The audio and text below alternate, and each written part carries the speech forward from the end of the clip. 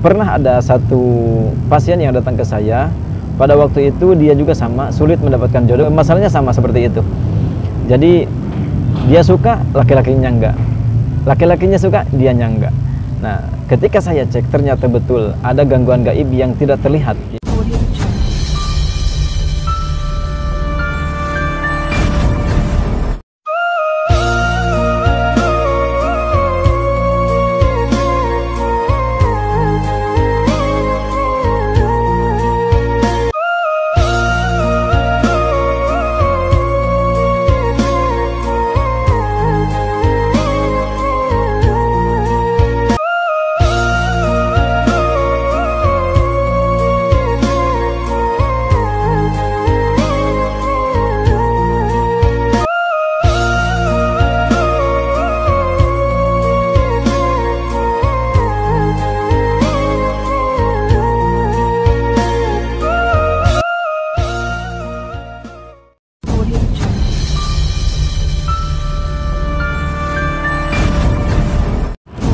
Assalamualaikum warahmatullahi wabarakatuh. A'udzubillah, bismillah, alhamdulillah. Wassalatu wassalamu ala rasulillah wa ala alihi wa ashabihi wa mawalah. La hawla wa la quwwata illa billah, amma ba'd. Saudara-saudara pemirsa setia channel Majmu'atul Hikam rahimakumullah. Pada kesempatan ini saya insyaallah akan meng-share tata cara atau bagaimana solusi untuk menangani dari video saya yang beberapa faktor ya, yang judulnya beberapa faktor penyebab adanya keterlambatan jodoh atau sulitnya mendapatkan jodoh. Insya Allah pada kesempatan ini akan saya bahas dan akan saya berikan solusinya langsung. Di dalam video saya yang pertama, yang sebelum video ini, yaitu saya membahas faktornya adalah yang menyebabkan jodoh kita sulit untuk datang adalah yang pertama, adanya jin yang menghalangi Anda atau menyukai Anda ya. Jin itu menyukai Anda sehingga menghalangi orang lain untuk menyukai Anda, dan Anda pun dihalangi untuk menyukai orang lain. Sehingga ketika Anda menyukai orang lainnya yang tidak suka. Ada orang lain yang suka, Andanya yang tidak. Ini menjadikan sebuah problem ya, menjadikan sebuah masalah untuk Anda. Sehingga usia 30 atau usia bagi wanita mungkin 30 sudah tua ya, apalagi sampai 40 sulit juga mendapatkan jodoh. Atau mungkin Anda seorang laki-laki yang masih usia 40 masih juga sulit untuk mendapatkan jodoh. Makanya pernah ada satu pasien yang datang ke saya. Pada waktu itu dia juga sama, sulit mendapatkan jodoh. Masalahnya sama seperti itu. Jadi dia suka, laki-lakinya enggak. Laki-lakinya suka, dianya enggak.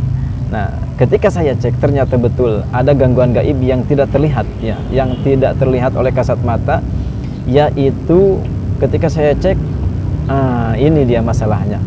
Nah, ketika itu alhamdulillah dengan izin Allah Subhanahu wa taala saya ruqyah. Kemudian setelah saya ruqyah, saya kasih amalan ya, saya kasih amalan. Jadi solusinya yang pertama untuk Anda adalah yang pertama ruqyah. Ya, ruqyah, silakan Anda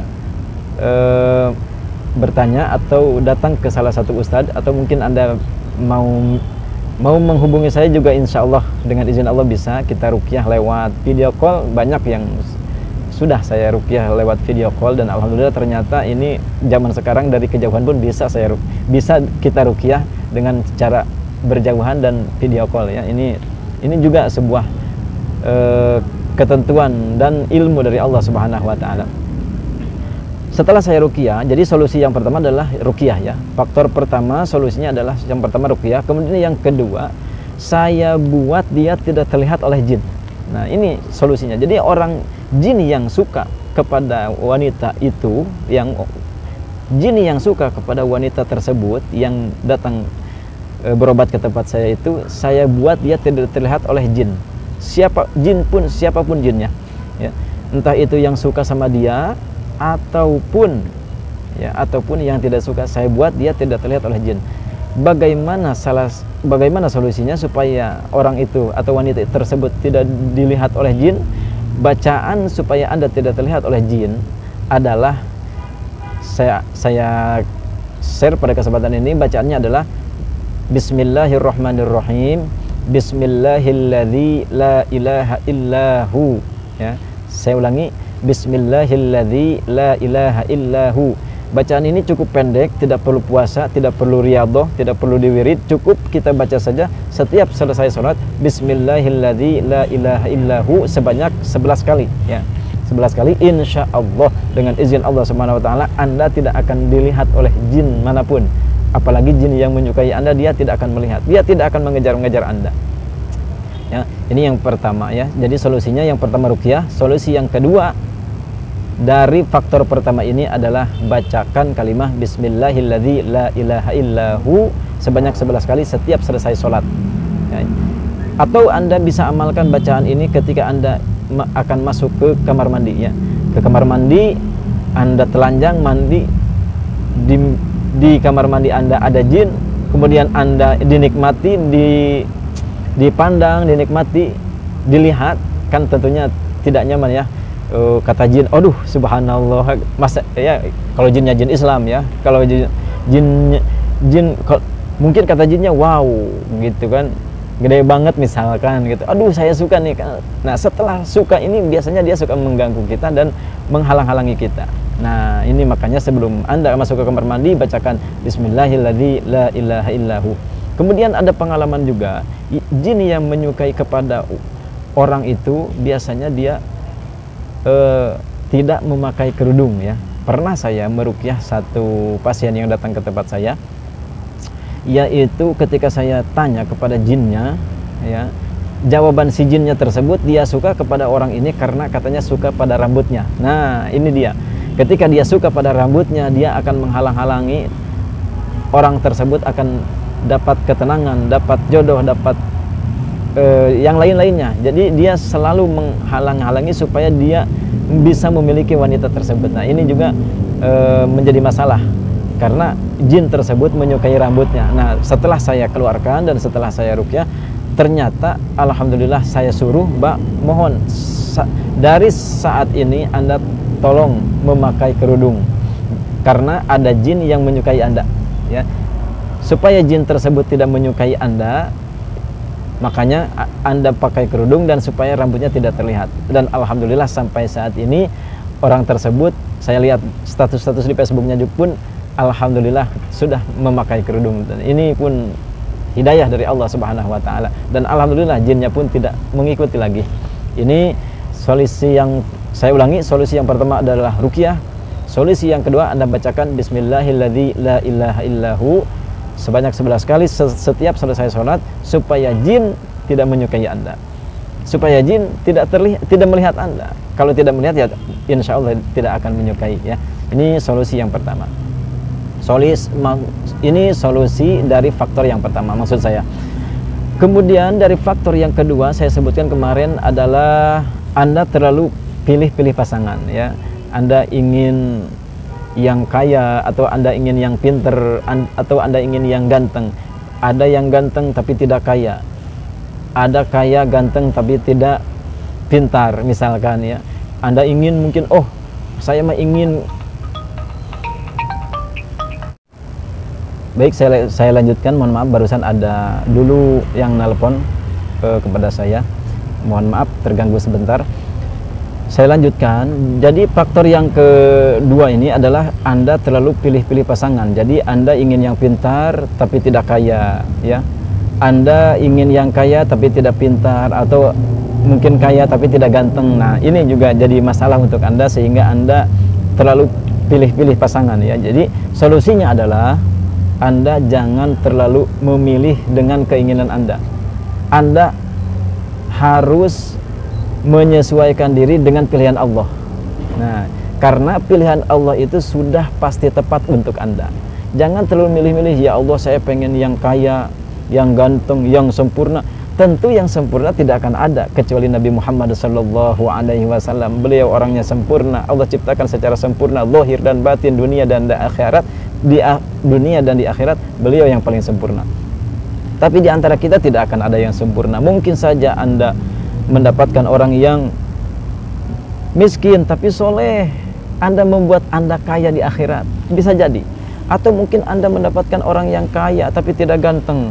Nah, bisa jadi dengan kekayaannya itu justru akan mengantarkan Anda kepada rahmatnya Allah, sering bersedekah ya, walaupun tidak ganteng ya, walaupun tidak ganteng tapi dia kaya misalkan. Nah, bisa jadi dia adalah pilihan Allah Subhanahu wa taala untuk mendekatkan diri dengan cara bersedekah, bisa membantu orang yang miskin. Jadi intinya kita pasrahkan kepada Allah Subhanahu wa taala siapapun yang datang kepada Anda. Jangan banyak milih ya. Serahkan pilihannya kepada Allah Subhanahu wa taala. Karena pilihan Allah tidak akan meleset ya, tidak mustahil salah untuk Anda. Karena Allah tahu akibatul umur ya. Allah tahu akibatul umur, Allah tahu kebaikan untuk Anda di dunia dan di akhirat. Jadi solusinya pasrahkan kepada Allah Subhanahu wa taala. Jangan memilih sesuai selera Anda. Pilihlah sesuai selera Allah Subhanahu wa taala. Ketika datang salah satu pasangan yang mungkin tidak sesuai dengan selera Anda, tapi ini adalah pilihan Allah, usahakan Anda bersabar dan Anda pikirkan, oh ini adalah pilihan Allah. Masa saya tolak ya? Masa saya tolak, malu dong. Sama Allah dikasih terus kita tolak. Ini adalah salah satu contoh yang tidak bersyukur ya dengan pilihan Allah. Makanya saya sarankan bagi Anda, sesuaikan dengan pilihan Allah Subhanahu wa taala. Insya Allah kedepannya Anda akan mendapatkan keberkahan. Insya Allah Anda akan mendapatkan kebahagiaan di dunia dan di akhirat. Kemudian terakhir ingin saya sampaikan bahwasanya dari dua faktor penyebab tersebut, hakikatnya adalah Allah Subhanahu wa taala belum mendatangkan jodoh Anda. Karena pada hakikatnya sebesar apapun jin yang menghalangi Anda, sihir apapun yang menghalangi Anda, yang membuat Anda tidak disukai, Anda tidak menyukai orang lain, sihir dari manapun, jin dari manapun, sebesar apapun, sesakti apapun, tapi kalau Allah Subhanahu wa taala telah mendatangkan jodoh Anda, tidak akan ada yang bisa menghalangi ketentuan Allah Subhanahu wa taala. Ini yang terakhir saya sampaikan. Dan kemudian juga setidak maupun Anda kepada orang lain, apabila Anda sudah dijodohkan oleh Allah Subhanahu wa taala, pasti Anda akan mendapatkan jodohnya. Sebagaimana kita tahu bahwasanya ayahnya dari Imam Syafi'i ya. Imam Syafi'i salah satu madhab yang mayoritas di dunia ini adalah Imam Syafi'i. Beliau memiliki ayah yang subhanallah sangat-sangat soleh, menjaga dari hal-hal yang haram, makanan yang halal beliau makan dan makanan yang haram beliau jaga, sehingga beliau pada kisahnya adalah sampai-sampai dia, ini kalau kita kisahkan terlalu panjang ya, sampai-sampai dia akhirnya memakan sebuah buah ya, dimana buah ini tidak beliau yakini kehalalannya, sehingga beliau mendatangi salah satu pemilik buah tersebut dan meminta untuk dihalalkan. Ketika untuk dihalalkan, ternyata orang yang memiliki buah ini cerita singkatnya ya, cerita singkatnya nanti insya Allah kita akan bahas kisah selengkapnya. Kisah singkatnya adalah beliau yang memiliki pohon atau buah ini, beliau berpikir, aduh ini orang soleh sekali, hanya segegel ya, segigit buah saja dia minta halal, subhanallah. Sehingga orang yang memiliki buah ini ingin menjadikan dia menantunya, subhanallah ya. Sehingga apa yang ayahnya Imam Syafi'i ini dapatkan, ternyata subhanallah, kata yang memiliki buah ini, tidak akan aku halalkan segigit buah yang engkau makan kecuali engkau menikahi anakku. Ini subhanallah. Akan tetapi dia sangat kaget, aduh anaknya yang mana Pak? Mertuanya ayahnya Imam Syafi'i ini mengatakan, anak saya ini buta ya. Kemudian, Tuli, Anda mau nggak? Udah buta, Tuli anak saya nih, mau nggak? Katanya gitu kan. Aduh, mikir-mikir ya, mikir-mikir kita kalau mau dijodohkan sama orang yang buta, Tuli, aduh mikir-mikir dulu, udah buta, Tuli lagi. Mohon maaf, ini bukan saya merendahkan, tapi ini secara mayoritas mungkin orang tidak suka ya. Setelah itu, aduh, udah buta, Tuli, terus apalagi anak saya buntung, kamu mau nggak? Katanya gitu, nggak punya tangan, nggak punya kaki, udah buta, tuli, gak punya tangan, gak punya kaki, gimana mau gak? Imam Syafi'i bingung, dibilang enggak, saya takut gak dihalalkan, itu buah yang segigit itu, ya. Dibilang mau juga kondisinya seperti itu, tapi subhanallah ternyata itu hanya teka-teki saja, hanya ujian buat ayahnya Imam Syafi'i. Ternyata ketika ini nanti kita ceritakan kisah selengkapnya ya, bagaimana ini ayahnya Imam Syafi'i mendapatkan anak yang sangat luar biasa, yaitu jadi Imam Syafi'i, yaitu Syekh Muhammad bin Idris. Bagaimana kisahnya insya Allah nanti kita akan bahas pada video-video berikutnya.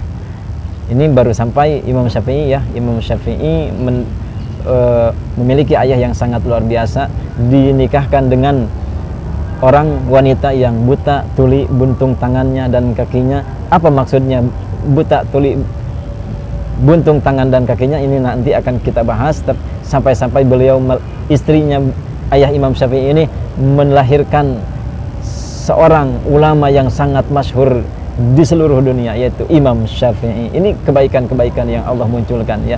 Mudah-mudahan bagi Anda yang mungkin masih sulit untuk mendapatkan jodoh, mudah-mudahan saya doakan segera Allah Subhanahu wa taala datangkan jodohnya. Dan solusinya adalah yang pertama tadi adalah ruqyah, kemudian yang kedua Anda bacakan kalimat Bismillahilladzi la ilaha illahu. Kemudian solusi yang ketiga adalah pasrahkan kepada Allah Subhanahu wa taala. Dan solusi yang keempat, yang terakhir, tidak saya lewatkan, yaitu berdoa kepada Allah Subhanahu wa taala dan berikhtiar. Ya, berdoa dan berikhtiar. Apa doanya? Silakan Anda buka di channel Majmu'atul Hikam. Ada di situ judulnya amalan untuk mendapatkan jodoh yang cocok, kalau nggak salah ya. Silakan dicari saja. Mudah-mudahan bermanfaat. Saya cukupkan sekian. Wabillahi taufiq wal hidayah. Wassalamualaikum warahmatullahi wabarakatuh.